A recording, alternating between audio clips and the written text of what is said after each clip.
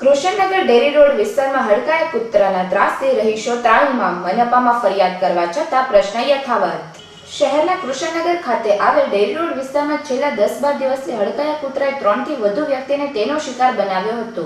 તેની સાથે રસ્તા પરથી પસાર થતા લોકોને કરડવા દોડતું હોવાની રાવ મનપામાં અધિકારીઓને લેખિતમાં કરી હતી। તેમ છતાં કોઈ પણ કાર્યવાહી કરવાને બદલે તંત્રએ કૂતરો પકડવાની વાતને ઉડાવી દેતા આ વિસ્તારના રહીશોમાં રોષ ભભૂક્યો હતો।